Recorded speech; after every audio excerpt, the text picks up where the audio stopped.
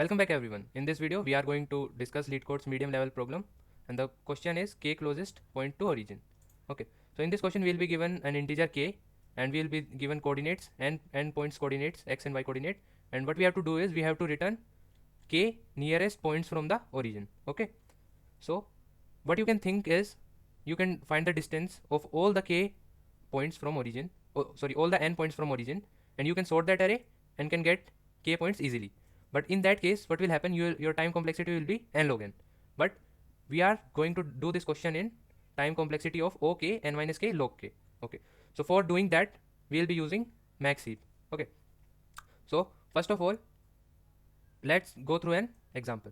Suppose we have these 5 points 1 2 3 4 and 5, and we have k as 3. Okay, so we are going to make a max heap, or basically a max heap is a data structure in which we'll be having the maximum value at the top. Okay, so in this question we have 5 points and we have k equals to 3, so we have to return 3 closest point to the origin. Okay, so first of all we'll make a max heap of 3 elements. Okay, according to our logic. So first three so what we are going to store in max heap is the distance along with the coordinates, because if we are going to store only distance then we are not able to get the relation between the distance and the coordinates.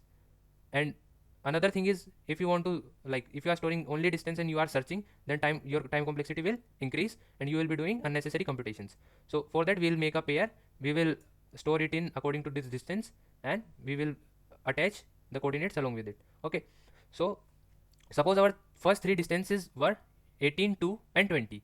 Okay, so our max heap will be, we will be having 20 at top and we will be having 18 and 2. So according to our logic what we are going to do is we are going to make a max heap of k elements. Okay, so we are going to put first distance of first k elements in a max heap. Okay, so we have distance of our first three elements here. Okay, now we'll iterate over n minus k elements. First of all, making a heap with n nodes will take O of n time. So here it will, this heap will take a time of O of k, because this has k elements and making a heap will take O of k time. Now for remaining n minus k elements, what we are going to do is we are going to check, like, our next distance is 8. So what I am going to do is I am going to check it with the root element, top elements distance. If our distance is lesser than this, so that distance should be in our max heap rather than this top. So what we are going to do is for 8 we are going to remove this, and instead of this we will be having 8, and we will apply heapify over it because it is not following max heap property. So pop function inbuilt removes that element and it again makes the max heap. Okay, so after adding this, pushing 8 into this and popping 20, our new max heap will be 18, then 8, 8 and 2. Okay, so now we have taken care of this distance, this distance, this distance and this distance, and our next distance is 50. So 50 is greater than this, so we don't have to take care about that. So our final max heap will be this, and we can make a vector of vectors and we can return the coordinates of these points.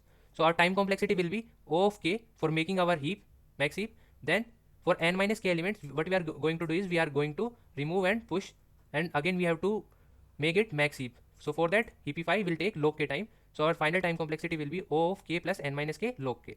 It is better than O of n log n. Okay, so now we are going to write our code. I hope logic is clear with everyone. So let's get back to code. First of all, I'll make a vector of vectors in which I will be returning k points, and I will name it as k points. Okay, after that, for max heap in C++ we have inbuilt data structure that is known as priority queue. It is made up upon max heap properties. Okay, so priority queue, and we'll be making a pair.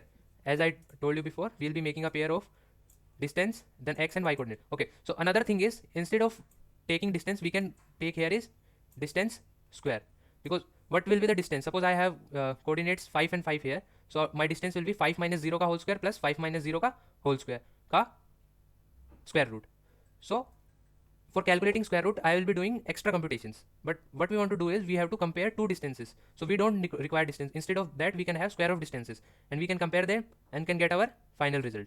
Okay, so it will reduce our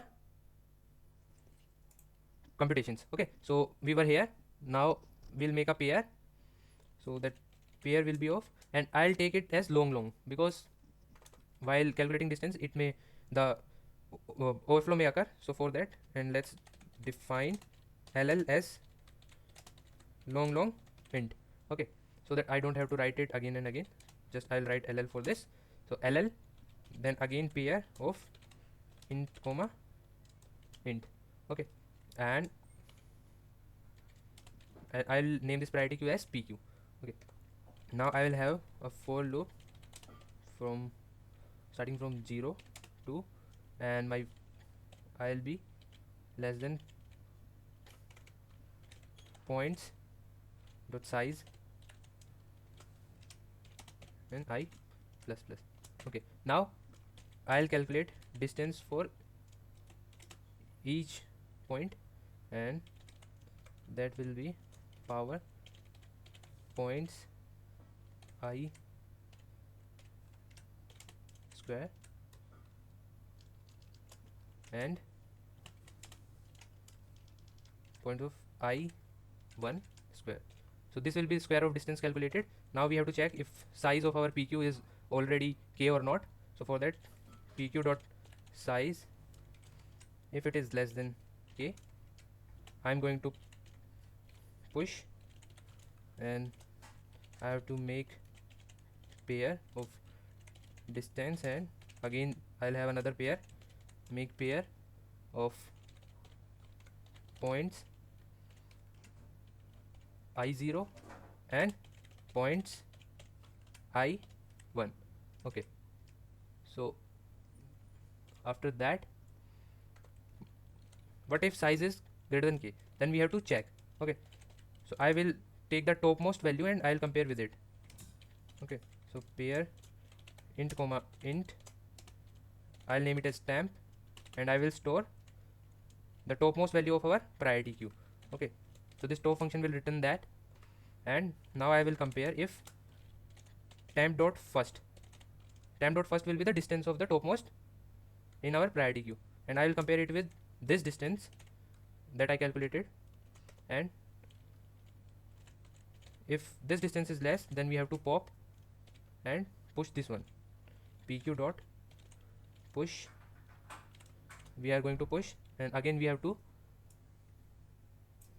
make pair and this. Okay, after that we have to store, we will be having k points in our priority queue. We have to return that in this vector of vectors k points. Okay, so let's store it in it, while my pq is not empty. Okay, then again pair of long pair of comma int, let's name it as j, and I will take it priority queue stop one by one. I will take the top value and I will store it in k points. Okay, and I'll pop it pq pop, and I will create a temporary vector of int, let's name it as a point, and we are going to have j dot second dot first and j dot second dot second. So here this, as we had pair of pair, so for this x and y coordinate, what we have to do is j is second, first will be this long, second will be this whole pair. So j dot second, then this will be j dot second first and j dot second. So we will have x and y. Okay, and at last we have to push this in k points dot push back, k points dot push back and point. Okay, and at last we will return k points.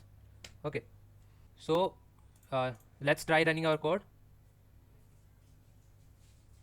Okay, so there is a compile error, and this should be dist, and this should also be dist, and let's see if it works.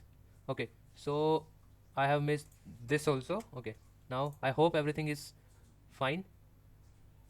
Okay, so now let's submit it and let's see. I hope everything is intact. Okay, so this was k closest point to origin, and this is a pretty important question, as if you see in perspective of coding interviews, and it has been asked in past by very different companies and big multinationals like Amazon. So thank you so much, and let's meet in the new video. Till then, bye bye.